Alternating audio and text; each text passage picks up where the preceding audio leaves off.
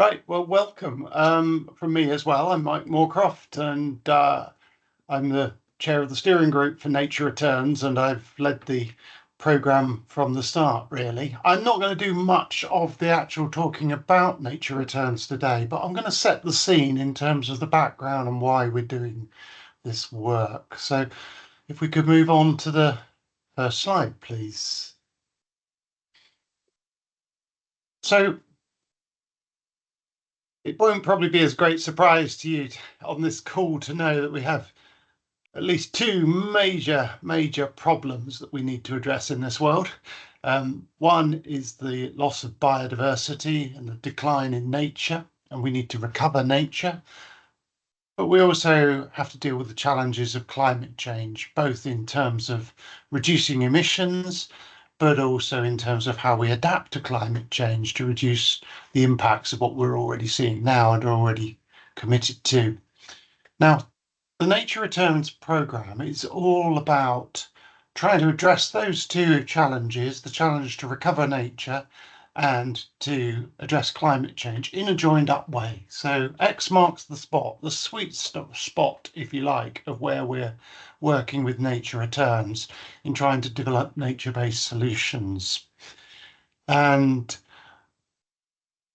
what we're trying to do here, I suppose, is to assess the practicality of different solutions, the science that we need to understand better what we have to do, and also how that might be financed. And that, in turn, we hope will inform the way we manage our land and use it. And it will be well known to many of you, I know, that land use is a big issue at the moment in England, but how we change the way we use land to meet the different challenges we face. Next slide. So just by way of context setting, this is a graph, a trend from the State of Nature report looking at how an index of the abundance of priority species for conservation in the UK has changed over the last 50 years. And it's a grim picture. It's all downhill. Next slide.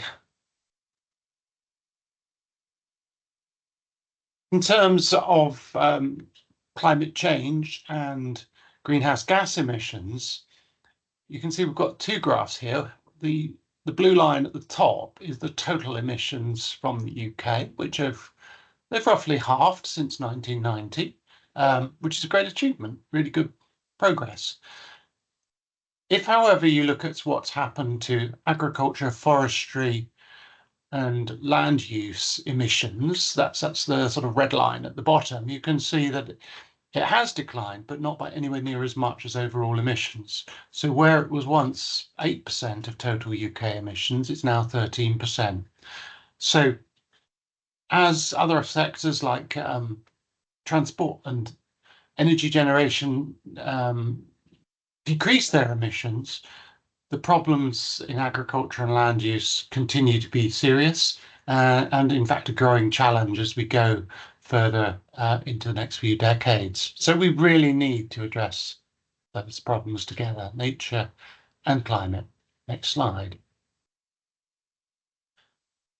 We know that some habitats can store a lot of carbon. This is a report that Natural England produced a few years ago. And I was the senior author on that. And we found, yes, some habitats like peatlands and forests store a lot of carbon. There's a lot of variation between habitats, but also within habitats as well. Even more so when we look at the rate of sequestration, the uptake of carbon. Next slide. And so we come really to this concept of nature-based solutions. It's not just about climate change, but they are often brought into the climate change debate. So a nature-based solution, this is one definition of it, is or nature-based solutions are actions to protect, sustainably manage and restore natural or modified ecosystems that address societal challenges, and climate change is clearly a societal challenge, effectively and adaptively, simultaneously providing human well-being and biodiversity benefits. And it's this idea of meeting the needs of people and biodiversity in a joined up way while tackling a big problem. And you can see that there's been a lot of progress on that. My interest in this area has really increased a lot with the publication of the Intergovernmental Panel for Climate Change report back in 2022. I led on the nature-based solutions element of that, and we can see there is good evidence that nature-based solutions can work, but sadly we can also see there's evidence of failures around the world. Also, critically, often we don't really know if it's been a success or a failure. People have planted trees or restored other habitats, but the outcome hasn't been monitored, let alone evaluated or published. And so there is a series of evidence gaps. The quantification of carbon, understanding the ecological processes that understand that, but also the really practical and social factors for what makes for success or not. So we don't have time to waste. Climate change and nature loss are here and now. We need to act on them, and there's enough evidence there to show that we should be, but we also need to learn by doing so that we can do it better going forward. And that's what Nature Returns is all about. It's learning by doing, both the delivery of nature-based solutions and the science, and also the green finance work to support that as well. So at that point, that's the introduction. I'm going to hand over to Moira to tell you more about how our programme Nature Returns is actually working. Next slide. Thank you, Mike. Okay, so as Mike said, Nature Returns was conceived in 2021 to achieve that learning by doing aspect. So originally it was named Nature-Based Solutions for Climate Change at the Landscape Scale, which does sum up the programme well, but perhaps wasn't quite such a catchy title as Nature Returns. We've had £14 million worth of funding through a combination of the Treasury's Shared Outcomes Fund for cross-departmental working within government, and also DEFRA's Net Zero Research and Development budget. As Mike said, the ethos was to bring together the science and the practical delivery with that ethos of learning by doing. But collaboration's also been really key to this programme. So collaboration between the Department for Energy Security and Net Zero and DEFRA within core government, and also Natural England, the Environment Agency, Kew, Royal Botanic Gardens, Kew, and the Forestry Commission as arm's length bodies of DEFRA, and our local partners in the kind of voluntary conservation sector as well. So the aims were to research carbon and biodiversity in semi-natural habitats, particularly ones where there were evidence gaps.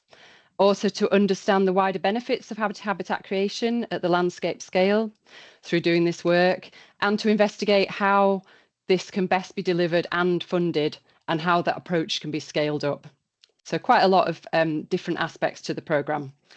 The 4 years of initial funding has also covered us to fund the partnership projects to maintain the habitats that they've created for at least 10 years. So that partnership will continue into the future. Some of the locations of the partnerships are on the map with the blobs showing the kind of national distribution, which I'll come back to in a little bit. And hot off the press, we do have some new funding for the current financial year from 25 to 26, which is really exciting. Hopefully we'll also be funded beyond as well to kind of continue our long-term study. And again, we'll come back to a bit more detail on that later. Next slide, please.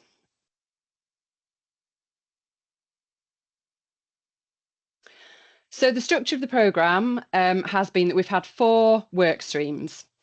The first of these includes the overall programme management, which is led by Natural England, and also our local partnership site delivery.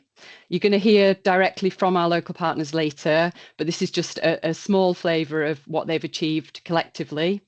So we've delivered over 800 hectares of created or restored habitat, with 95,000 trees planted, 17 kilometres of hedgerows, watercourse improvements, and obviously a lot of kind of social benefit to that as well in terms of job creation, volunteering opportunities. etc. And you'll be hearing more about some of that later. The projects were funded through a competitive grant scheme, which was administered by Natural England, and we were targeting specifically some of the under-researched habitats that we were interested in terms of filling those evidence gaps. Next slide, please. So this is just gives you a brief flavour of some of the habitats that have been created through the grant scheme. In particular, grasslands, hedgerows and scrub and floodplain mosaics are some of the habitats where there were evidence gaps previously that we've been able to address through the programme. Next slide, please. So work stream 2 has been led by Natural England in conjunction with the Forestry Commission and has focused on a comparative study of carbon and biodiversity across semi-natural habitats, with those ones that I've mentioned already as a focus. So our scientists working on this work stream have worked with all of the local partnership sites and as well also at other sites where habitat creation has taken place historically and at different times in the past. So this approach has allowed them to make comparisons today and kind of we've got published findings and also to put baselines in place to enable us to monitor kind of future change and long-term trajectory once the habitats start to establish. And they've also developed a new kind of standardized methodology for measuring carbon in the various habitats. Next slide, please. Work stream 3 is our other science work stream, and this one has been led by the Royal Botanic Gardens Kew at their Wakehurst site. This has been about taking a really detailed look at quantifying carbon and greenhouse gas fluxes in different habitats and understanding the mechanisms underpinning this, kind of both above and below ground, and also developing new methodologies and tools, including a landscape modelling tool, which brings together kind of disparate data sets to help inform land use decision making. Next slide, please. Work stream 4 has been jointly delivered by the Environment Agency and the Forestry Commission. This is focused on how public and private money can be blended to support nature-based solution delivery through various mechanisms, and they've also undertaken some novel research into kind of carbon markets. They've also looked at how legal governance structures can help to collate kind of funding across partners at a landscape scale to enable delivery at that scale. And the work streams developed an online action learning set to kind of pull together all of the learning and all of their research and share that in a kind of concise way. Next slide, please. So just a plug for our other 2 webinars. We have webinar 2 where we'll be sharing some of the emerging results from our carbon and biodiversity research. And then webinar 3 is really focusing down on our blended finance, nature markets and partnership working work. So they're coming up. If you'd like a calendar invite to them or any more information, please do email us at our Nature Returns mailbox. Next slide, please.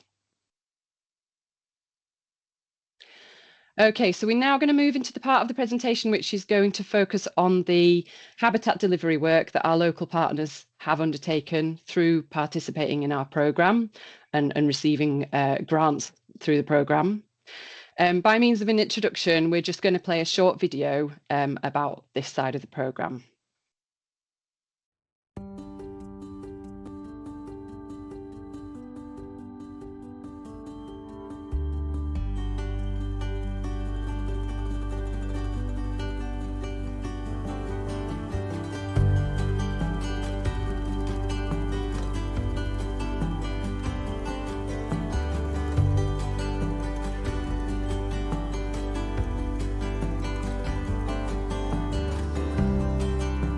We're installing a range of different interventions along the watercourse. This leaky dam structure, for example, is designed to slow the rate of floodwater, but also to encourage the water to move out of the channel and onto the surrounding floodplain.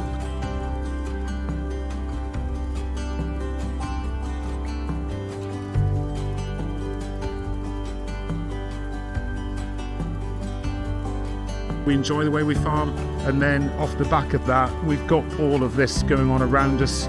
We've got the otters, we've got the red squirrels, we've got the freshwater crayfish, we've got the biodiversity in terms of the native plants and the wildflowers, and we've got a lot going on, and it's quite exciting.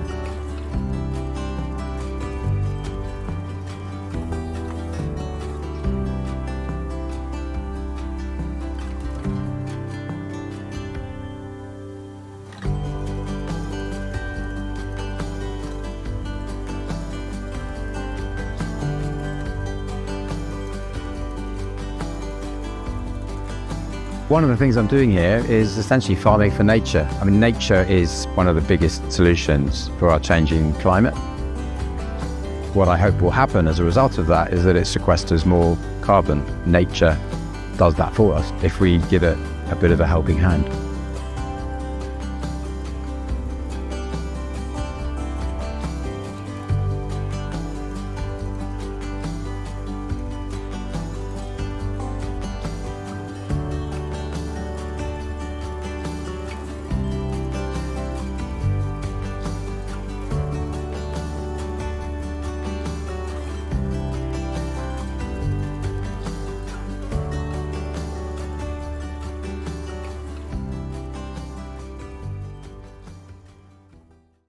Brilliant. So hopefully that gave you a little bit of a flavour of some of the local partnership work that we've been undertaking through the programme. Here are the locations of our local partnership sites, together with the pink triangle, which is Wakehurst, which is our kind of focus study site for Kew. So over the next half hour, you'll be hearing from all of these projects. As you can see, they're well spread across the country, so have represented a kind of wide variety of different settings and contexts. One of the great things about Nature Returns is that we've been able to bring all of these local partners together on a regular basis and share learning, work together on shared challenges, which has developed into a really strong partnership. And we really hope that that's going to continue into the future. So I'm going to hand over now to Matt Buckler from Derbyshire Wildlife Trust, who's going to speak to us about Derwent Living Forest. Over to you, Matt. Thanks, Maura. Next slide, please. So the Derwent Living Forest is a 30-year programme to connect the National Forest in the south to the Northern Forest in the newly emerging Northern Forest to deliver multiple benefits. Our aim is to facilitate the creation of a corridor of 30,000 hectares of wooded habitats, so that's woodlands, orchards, agroforestry, hedgerows and parkland by 2050 throughout the Derbyshire Derwent catchment. This is described as the valley that changed the world, with the Derwent Valley Mills World Heritage Site running through the middle of it from Matlock to Derby, and water power in this valley is really significant. So our Nature Returns project is one project in a programme to deliver climate mitigation benefits through carbon sequestration, climate adaptation benefits, reducing the risk of flooding throughout the catchment, because there are multiple communities at risk of flooding from the Flashy River Derwent, to provide health and wellbeing benefits, particularly around mental health caused by eco-anxiety, connecting volunteers to opportunities, and as well as biodiversity benefits, providing connected habitats in a north-south direction to allow species to move in response to a changing climate. We're also looking at reintroducing lost species. Next slide, please. So in terms of the key outputs from the programme, we've planted about 12,000 trees across 15 sites covering nearly 8 hectares. But we've also developed a pipeline of 50 new woodland sites with about 800 hectares of woodland creation going forwards. We've created about over 400 cubic metres of surface water storage through natural flood management interventions. And it's worth remembering that for every £1 spent on NFM projects, £10 of benefits are realised. We've delivered 73 community events with 1,400 volunteer hours. And again, for every £1 spent on volunteer projects, £8.50 social return on investment is delivered. We've had several traineeships, new staff roles and skills development opportunities, both for internally and for external, for members of the public. we've done some more work or continued our work on a beaver feasibility assessment initiative with 23 organisations engaged across the catchment, and we're working on our EOI for wild release into the Derwent catchment at the moment. And we've done quite a lot of work on green finance business model pilots, so particularly for the natural flood management interventions in the Barbrook catchment. Next slide, please. We've done quite a lot of work around nature economy because of the recognition that the public sector funding alone is going to be insufficient to meet the UK's environmental and nature recovery targets. And so we've had a big focus through the Nature Returns project on exploring blended finance and nature-based investment models to help bridge this gap. We had a strategic collaboration with Triodos Bank, co-creating business models and financial frameworks for ecosystem service markets. And we developed a natural flood management business model for the Barbrook subcatchment, where there's a significant community at risk of flooding. Next slide, please. So our key learnings from the Nature Returns project is that we need landowners are really keen to diversify their incomes, but they're not going to do it without long-term stability. We delivered against all of our targets except for one, which was the woodland creation one. And that's because of the long-term financial security. People need that recognition that there is going to be a mechanism for funding this going on to the future. And associated with that, land use change takes time and commitment on behalf of the convening organisations. Again, we need to look to longer term funding to support people to do that, as well as landowners. And I think the final thing is that collaboration is great. Working with the Nature Returns teams and the other partnership projects has unlocked new ideas, resolved difficulties, and created synergies between both issues and solutions. So, for example, we wouldn't have identified the outlier of emissions from our site at Allestree Park without the work that Natural England and Kew have done, and the work across the projects, which could have significant implications for how we manage golf courses and amenity grasslands for carbon across the country. So now I'm going to hand over to Michelle McCallum to talk about the Wansbeck project.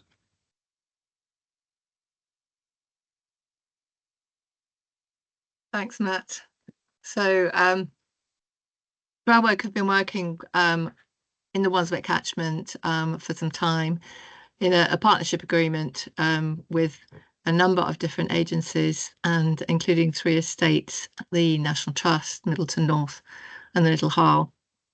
And this arose partly out of the pilot LNRS, which Northumberland County Council and Natural England were involved in. So arising out of that, there was a strong partnership which already had ideas about what they wanted to do in terms of nature recovery. So I think one of the learnings for us is that there was already a strong partnership with some clear ideas about what they would like to do, which enabled these projects to be delivered fairly quickly. So as you can see, some of our outputs included 253 hectares of created or improved habitat, with over 10,000 metres of hedgerow planting, 140 hectares of re-wetted heath, which involved a lot of very intensive grip blocking and reprofiling deep ditches to help restore the field hydrology. And we also have worked on restoring 48 hectares of species-rich grassland with a view to them becoming hay meadows. And that involved doing some overseeding in places, but also changing the stocking levels and working with the tenant farmer to change some of their management practices. And then we've helped to restore 31 hectares of floodplain through basically reconnecting channels, backwater channels, and creating scrapes and so forth. Next slide, please. So this is just an example, working with the National Trust in particular through their Wilder Wallington project. They aim to create these very wide hedges, 7 to 10 metres wide, in places even double hedges, to allow these hedges to grow into what they call super hedges, which basically provide a really wide habitat corridor, particularly linking woodland blocks, as well as the normal benefits of big hedges in terms of shelter for farm livestock and of course in time sequestering a good deal of carbon. Next slide, please. So as mentioned, the National Trust have been a key partner, and we've been continuing to work with them this year. In the first year, we worked also with Charlie Bennett at Middleton North, who was very keen to deliver a lot of nature recovery on his farm, and also the Little Harle Estate, who again were a very enthusiastic partner. And you can see John Anderson on that second photograph there, who's very much promoted the work that we've been doing. So landowner engagement and also working with the individual tenant farmers has been absolutely key to this. They've been willing to work with us, but also all the plans have had to align with their farm management. You know, these are farming businesses, so all the work has to complement their existing farming business. Next slide, please. Oh, and this is in particular of interest because over on the Gallows Hill Fell, one of the big farms that we've been working on, there's it's over 70 hectares, and we infilled over 15 kilometres of grips. So and we also have reprofiled some of the very deep incised drains running through. And you can see on the left-hand photo shows a very deep incised ditch, which is in places was 2 meters deep. And we've now widened it out through reprofiling to create a much broader channel, which is braided, has put deeper pools in places, and is now attracting quite a lot of wildlife. Next slide, please. Next slide is Plymouth. But if we could just go back a moment, what I did want to say is that some of the key outcomes for us is that we've engaged with a lot of communities, even though it's a fairly sparsely populated area, brought in schools and universities, done talks and walks and photography exhibitions. And through developing all those partnerships, working with local people, we have this has led to a further project with Northumberland County Council and the North East Combined Authority to look at a LINK programme, which is local investment in natural capital. So they're very keen that we can continue this work, continue working with the partnerships we've developed, and so that will lead on to further things in terms of trying to bring in mechanisms for funding in natural capital. Okay, over to Plymouth now, I believe. Thanks, Michelle. Hi, everybody. I'm Nigel Cottrell from Plymouth City Council. Plymouth Natural Grid is slightly different to the other projects where we're very urban based. So city of 260,000 people and climbing. And the project took place on around 17 sites across the city, local nature reserves, county wildlife sites, and a range of others. So we worked in partnership with the National Trust. We had an embedded team of rangers working on a council site and going off to carry out all the practical interventions. The National Trust are also a significant landowner in Plymouth, so it seemed like quite a natural fit to do that. We incorporated obviously the practical habitat management interventions, but also a strong kind of engagement strand. We do obviously have a big population we need to take with us on this this kind of journey, and in terms of sustainability, we work towards developing our green finance model. Next slide, please. Okay, so community engagement, as I've mentioned, was a strong strand. We had dedicated staff doing that, and every member of our project team also got involved. So the idea was to kind of engage people in the kind of understanding that their sort of local activities had a global effect on things like carbon sequestration, biodiversity improvements, and climate resilience. We worked with ages and starting kind of at primary school and going up to outreach work with the older kind of age groups. We were going to things like dementia cafes and taking nature with us to improve nature connectedness, and tried to kind of ensure that people understood that what they were doing had a kind of wider impact. So we would educate people who are establishing wildflower meadows about the general effects of that in terms of carbon sequestration, biodiversity improvements, and so on. It's quite key as a local authority that we don't do things to people. We take people with us on a journey and make the model integrated into the way the council manages its green spaces. Another strand we had in our engagement operations was green skills.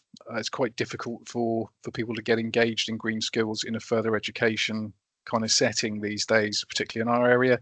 So we offered a range of different ways people could try that, from very kind of informal friends groups, drop in and try a practical activity, to green skills boot camps, which were more structured, sort of 6-week program, 1-day events, and also had 4 apprentices on our team, all of whom completed their apprenticeships with distinctions and went on to get jobs.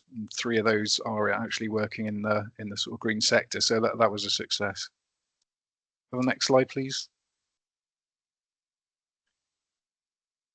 We considered multiple benefits. The beaver you can see is actually on one of our project sites, but wasn't funded by this project. It was kind of part of an urban beaver release that was carried out following our natural flood management work. So we've been working with Exeter University on this particular site for the last 3 years. So we had good baseline data for monitoring flow rates, and after installing our natural flood management and shortly after the beavers were released, we were recording a 23% drop in peak flow rate. So we've now, through the kind of funding we've had through Nature Returns, managed to extend that monitoring for an additional 3 years. So we're hoping to see kind of further drops in peak flow rate.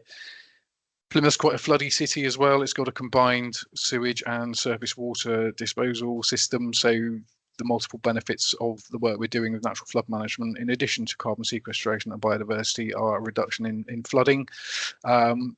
Beavers are a great engagement tool. There's opportunities for people to get involved building leaky dams and so on. And yeah, it's just kind of trying to get people doing things practically on a local level, which will affect their city and the bigger picture globally. Next slide, please. The final strand, which I think everyone has realised, is that sustainability requires a kind of a view beyond 18-month, 2-year funded project. So a big part of our project has been developing our green finance model. We've now set up a habitat bank. Ocean City Nature is the overarching organisation. Ocean City Bank is our biodiversity net gain part of that, effectively. So we've had an initial £500,000 investment, just finished work on one of our pilot sites and registered our first units with Natural England.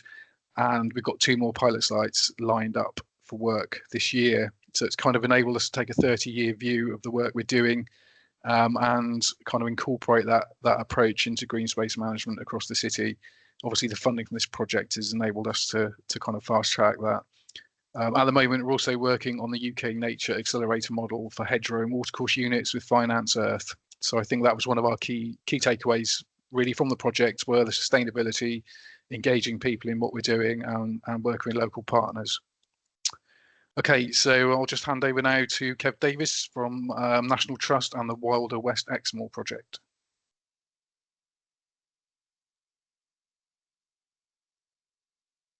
Hi there, I'm Kev Davis. I'm a countryside manager for the National Trust on Exmoor. The project area for the Nature Returns is part of a much larger scale landscape recovery project. Not landscape recovery project, a landscape nature recovery project that we're undertaking across West Exmoor, where basically we are taking areas of really poor margin agricultural land and repurposing those for other public benefits, whether that's for water quality, public access, or for nature recovery and carbon sequestration. But also looking at some of our existing habitats, such as woodlands and heathlands and some of the species-rich grassland, and disrupting those to a certain extent to break up those monocultures and to build some resilience into those habitats, and also to support them and build further resilience by expanding and reconnecting. Next slide, please. The opportunity to get some money via the Nature Returns, some funding via the Nature Returns program was a really interesting chance for us, because the particular area we talk about, which is Kipscombe Farm, which is about 350 hectares, it's an upland sheep farm, wasn't making any money, essentially relied heavily on government subsidy to show any kind of return. It was part of a much larger landscape scale project. It sits within a national park. It's adjacent to current protected sites or SSSIs. There was a significant opportunity for us to monitor change, and there was an opportunity for us to scale up on similar NT sites. So when we look at its particular relevance and its importance in regards, perhaps how this might feed into land use decisions or land use framework in the future, this now looks like a really interesting model to be able to say, actually, this is what we could do in some of our upland farm situations, and here's the monitoring to be able to show that. Next slide, please. So looking at what we were trying to achieve with some of our habitat outcomes is essentially, through the creation of additional wood pasture, so creation of heathland and the creation of some species-rich grasslands. The main objective was to strategically link the existing habitats across the landscape to try and disrupt that fragmentation, which is this timeless or ageless bloody issue that we have with nature conservation, and to extend, connect, and the blurring the edges, and if you like, to make things a lot more messy and untidy and a lot more dynamic. Next slide, please.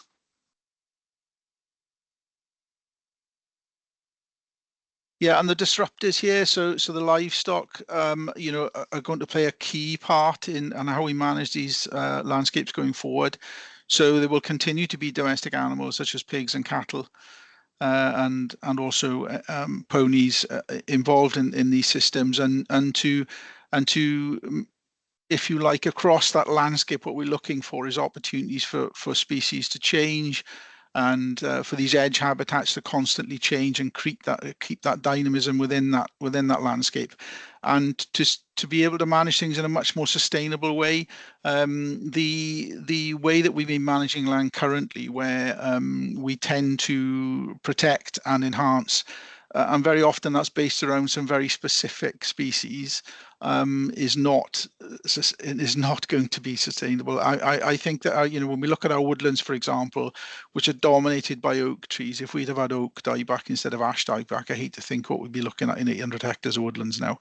So I think it was really important that we look at things in a longer term sustainable way, and these animals are going to play a clear part in that. And they are not only through their browsing habits, not only managing that scrub or managing those trees and keeping open spaces, but also the disruption with their hooves and their horns and their snouts are creating opportunities for things to seed back into open space, and then we see some more dynamism through that.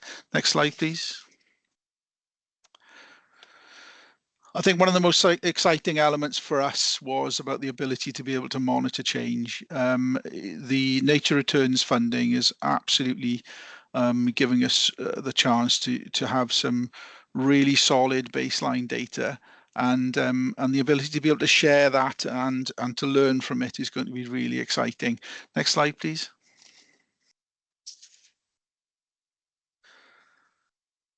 You can see that that this is the project area, and the monitoring is extensive, and it's also relatively intensive in the sense that it is quite detailed, and we've taken the chance to really get that baseline data in a way that we'll be able to replicate that in the future. So we've also spent time upskilling volunteers, and purchasing some equipment to make some of this monitoring. We can repeat this again in the future without necessarily having to look for large amounts of money to use consultants, for example, to deliver some of this. And there'll always be that element of consultancy because some of it is highly technical stuff and some of it we just won't be able to afford the equipment of it. So for example, some of the thermomosaic, drone footage, etc., those kind of things that we will be looking for funding in the future to be able to repeat. Next slide, please. And this slide just gives some examples of some of the things. You can see that there's obviously the vegetation and habitats right through to birds and invertebrates, but also soils, imagery, and the acoustic surveys as well, and the adding in of the citizen science. And the citizen science has been a really great opportunity for us to allow people to become engaged with the project at all levels. People are really interested. People are really like seeing the difference that some of the things we're doing. And the great thing about the monitoring is you don't necessarily have to be this traditional, physically able, really strong conservation volunteer that wants to get out in all weathers and plant trees and build fences. It gives a chance for everybody to come out and see what's happening and make those changes. Next slide, please. And these are key learning points for us, really. The complexity of habitats. So, you know, telling us what we already knew, I suppose, is what the early signs of the monitoring are telling us, is that where we have greater plant diversity and greater structure, this where the richness of wildlife really is. So lots of edges, untidy and dynamic. The importance of those really untidy habitats where things are a little bit messy, where there's a mixture of trees and scrubs and open spaces, and where it's soaking wet and where it's dry, is not necessarily recognised or facilitated by current funding models. And the concept is difficult to sell to conventional thinking and specialists. So, you know, even species-rich grassland can be improved. It has some level of trees and scrub in it, but that's really difficult when we're coming at things from a protective mindset. The management of herbivores. So we talked earlier on about the disruption with hooves, horns, and snouts. They're a key part of managing these habitats sustainably going forward. However, the impact of wild deer and rabbits, for example, on the potential for land to recover is significant.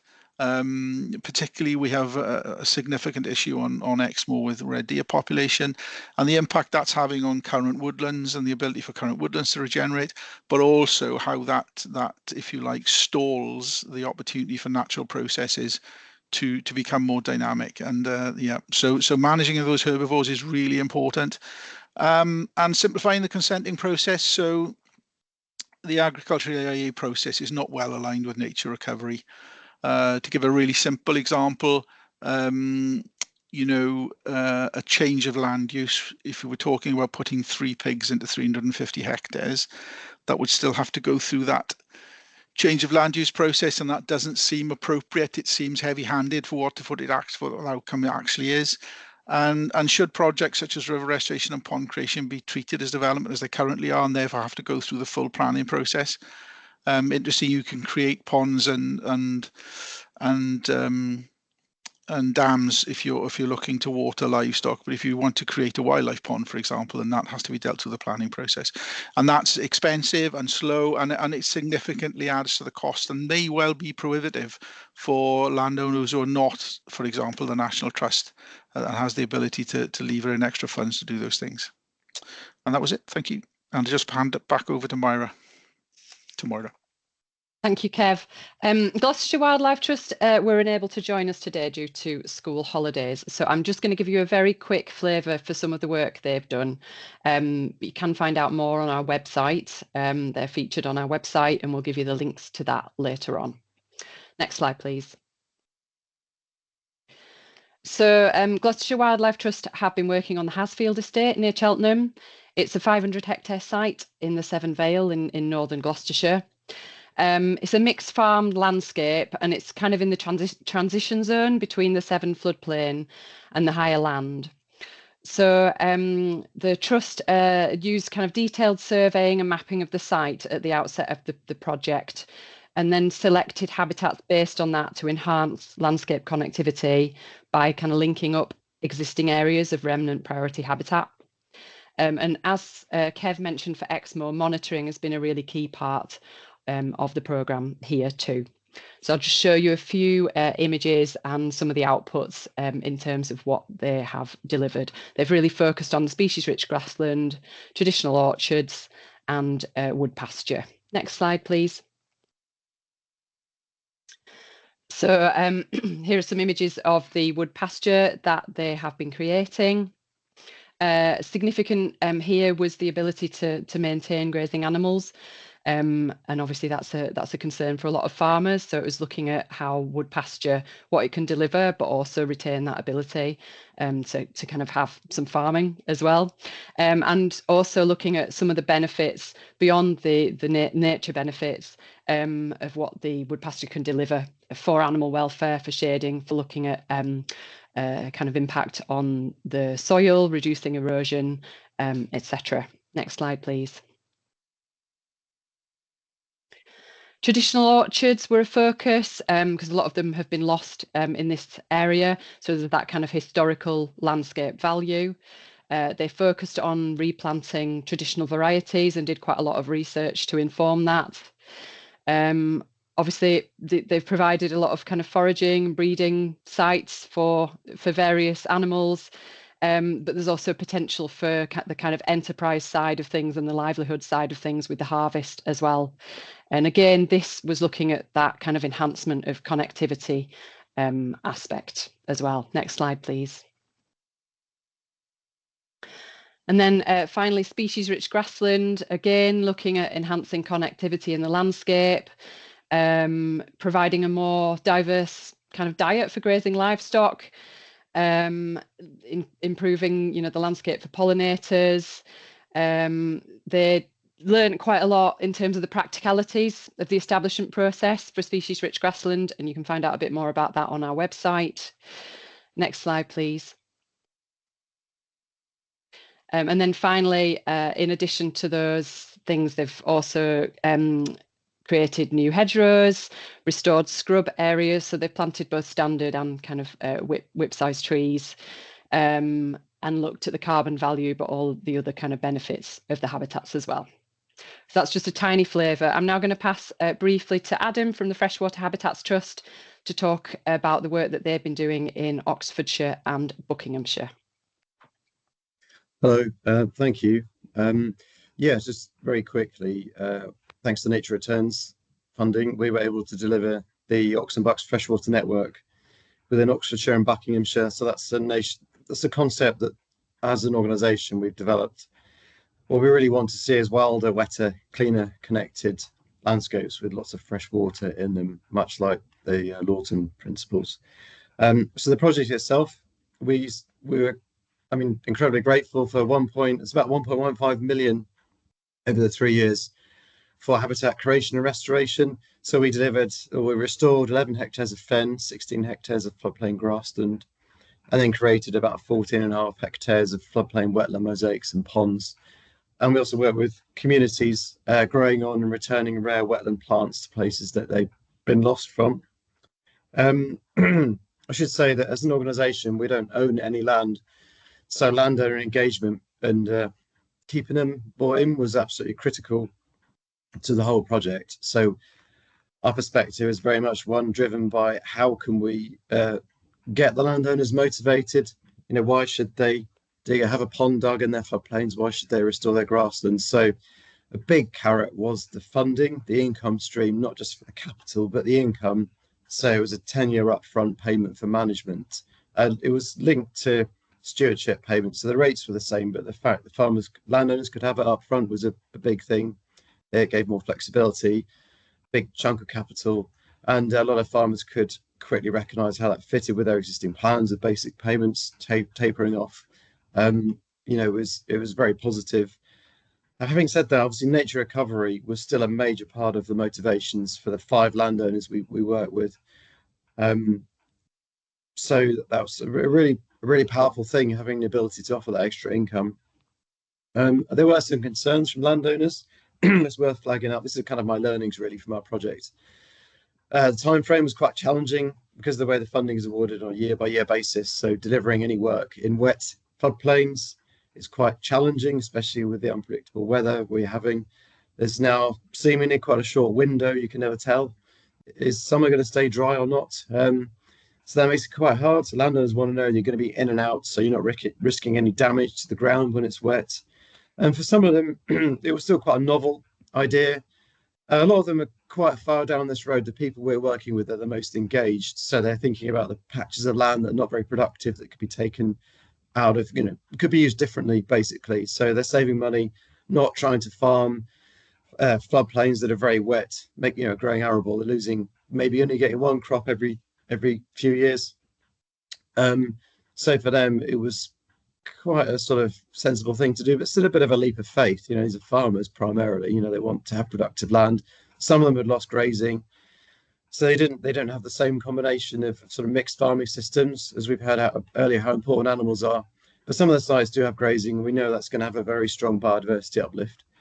I know we're a bit short on time, so I'm just going to quickly fly straight to the standout message for us, which is it takes time to engage and find winning landowners. In lowland England especially, I think maybe landowners now more than ever open to changing the way they manage their land. There's so much uncertainty, SFI being, I know it's not been scrapped, but that's what a lot of landowners say to me, and there's a lot of anger. So having some sort of certainty is really important at the moment. I think that the project was fabulous in the sense of we were able to demonstrate that with a correct flexible income stream, there are landowners who really will quickly change how they manage their land. I think that's the key thing. It's the flexible income and the certainty about what they can do with that land. Thank you. I should wrap it up there so you've got time for questions. Thank you, Adam. That was great. And thank you to all of our partners for their presentations. I've just summed up some of the key learning. I'll go through this very quickly from all of the partnership work that we've delivered. Obviously, you've seen that the multiple benefits that this kind of work has delivered for both people and nature. The role of data and evidence, but the need to not be held back from action, I think, by wanting that to be perfect at the outset. The need for landowners to have, trusted advice, and also the need for kind of finance options for them that has both longevity and flexibility. Bringing people with us on this journey being really, really kind of key, and working with local people.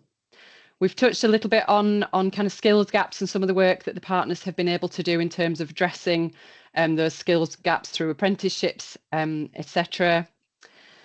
We've touched a little bit on consenting and the kind of need for these to be realigned with the scale and the pace of the change that we need. And then finally, kind of thinking about sustainable financial models and the fact that landowners want to participate, but there's development needed on the demand side. Next slide, please.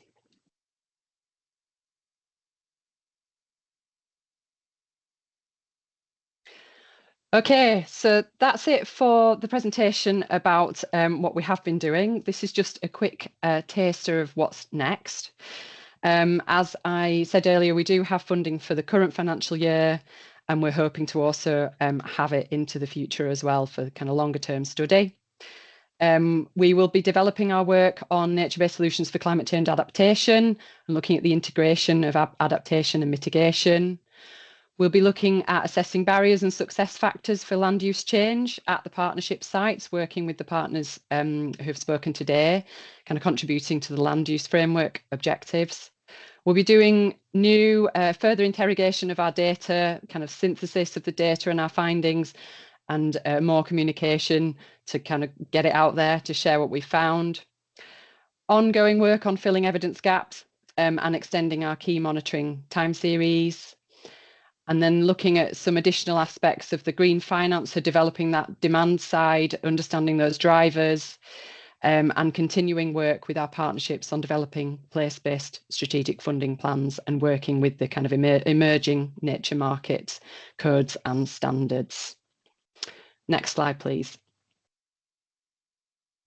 Okay, I'll post the links to our website, our publications, etc. in the chat once we have finished with the presentation. Next slide, please. This is just a thank you. I think you have to click again to get the logos.